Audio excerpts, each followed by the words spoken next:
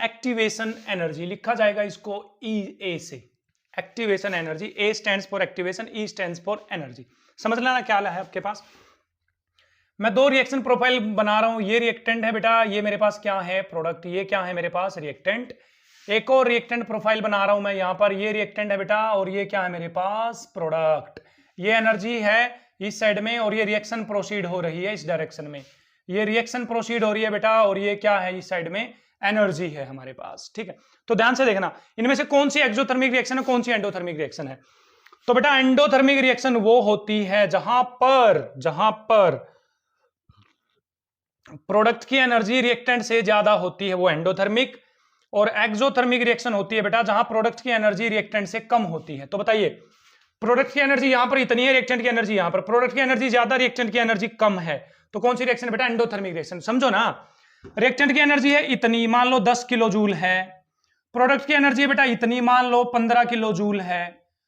तो रिएक्टेंट को प्रोडक्ट बनने के लिए बोले इतनी एनर्जी चाहिए नहीं चाहिए, देखो ये जो डिफरेंस आ रहा है, ये जो डिफरेंस, इतनी एनर्जी चाहिए नहीं चाहिए, तो ये जो एनर्जी आ जाएगी 5 किलो जूल, वही तो एनर्जी लेकर रिएक्टेंट प्रोडक्ट बनाएंगे। ठीक है, वो एंडोथर्मिक रिएक्शन समझ में आ रही है। रिएक्टेंट की एनर्जी बेटा इतनी है, प्रोडक्ट की एनर्जी इतनी है बेटा, तो इतनी एनर्जी जब लॉस कर देगा प्रोडक्ट तभी तो वो रिएक्टेंट तभी तो वो प्रोडक्ट के अंदर कन्वर्ट होगा, तो एनर्जी लॉस करेगा ना, तो कौन सी रिएक्शन हो जाएगी हमारे पास एक्सोथर्मिक रिएक्शन हो जाएगी। क्या मतलब है यहां पर एक्टिवेशन एनर्जी का, समझ लेते हैं। ठीक है, तो समझते हैं। यहां पर ये ग्राफ हमारे पास कुछ इस तरह से बन रहा है, ये रिएक्टेंट है बेटा, ये प्रोडक्ट है हमारे पास। रिएक्टेंट को यदि आपको प्रोडक्ट में कन्वर्ट करना है तो ये रिएक्टेंट की एनर्जी मान लीजिए ये है 10 जूल, 10 किलो जूल मान लेते हैं। तो रिएक्टेंट को पहले आपको इतनी एनर्जी देनी पड़ेगी, देखो इतनी एनर्जी, जब इतनी एनर्जी रिएक्टेंट ले लेगा तब वो प्रोडक्ट बनाना शुरू करेगा। ठीक है, लेकिन रिएक्टेंट के पास एनर्जी कितनी बेटा 10 जूल, मान लो यहां तक की जो एनर्जी चाहिए वो चाहिए उसको 40 किलो जूल, 10 किलो जूल उसकी खुद की एनर्जी, 40 किलो जूल उसको एनर्जी चाहिए। तो बताइए रिएक्टेंट को मिनिमम कितनी एनर्जी चाहिए ताकि वो प्रोडक्ट में कन्वर्ट होना शुरू कर दे, तो वो कितनी एनर्जी चाहिए बेटा, यहां पर 40 किलो जूल। तो ये जो एनर्जी कहलाती है बेटा, ये कहलाती है एक्टिवेशन एनर्जी। क्या कहलाती है, एक्टिवेशन एनर्जी कहलाती है। तो आप खुद से बताइए इनमें से कौन सी स्टेप सबसे फास्ट होगा, बताइए बताइए सबसे फास्ट स्टेप कौन सा होगा, बताइए। ये ए है बेटा, ये बी है, ये सी है और ये डी है। बताइए ए से बी या बी से सी या सी से D, which step will be the fastest one, सबसे फास्ट होगा।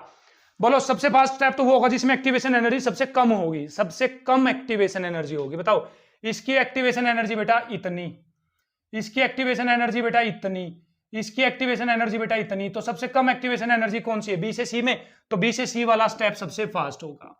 क्या होगा, सबसे फास्ट। ठीक है, क्योंकि इतनी एनर्जी, थोड़ी सी एनर्जी चाहिए, थोड़ी सी एनर्जी तो एकदम से मिल जाएगी ना, प्रोडक्ट बना लेगा। सबसे स्लो स्टेप कौन सा होगा बेटा, जहां पर एक्टिवेशन एनर्जी सबसे ज्यादा है, तो यहां पर एक्टिवेशन एनर्जी सबसे ज्यादा है, तो ये सबसे स्लो स्टेप होगा। तो ग्राफ को देखकर और एक्टिवेशन एनर्जी के हिसाब से भी हम बता सकते हैं। तो चलिए बढ़ते हैं थोड़ा सा और आगे।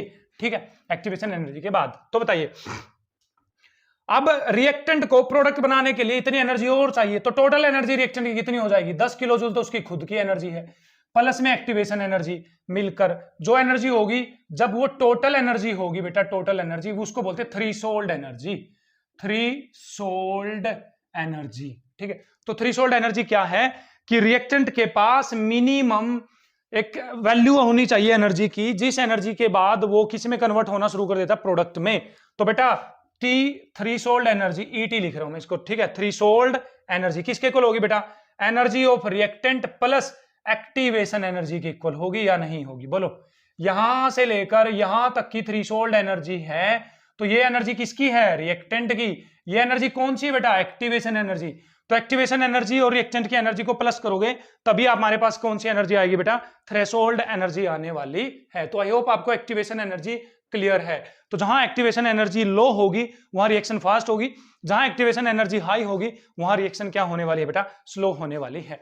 तो बेटा कैटलिस्ट क्या कर देता है, समझ लीजिए। मान लीजिए यहां पर इसको इतनी एक्टिवेशन एनर्जी चाहिए, यहां तक की एक्टिवेशन एनर्जी, तो जब आप उसमें कैटलिस्ट ऐड कर देते हो तो कैटलिस्ट बेटा एक्टिवेशन एनर्जी को लो कर देता है, एक्टिवेशन एनर्जी को क्या कर देता है, कम, जिससे रिएक्शन क्या हो जाती है, फास्ट।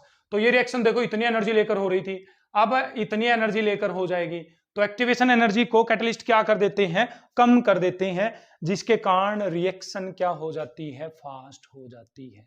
तो आई होप आपको क्लियर है कि एक्टिवेशन एनर्जी क्या होती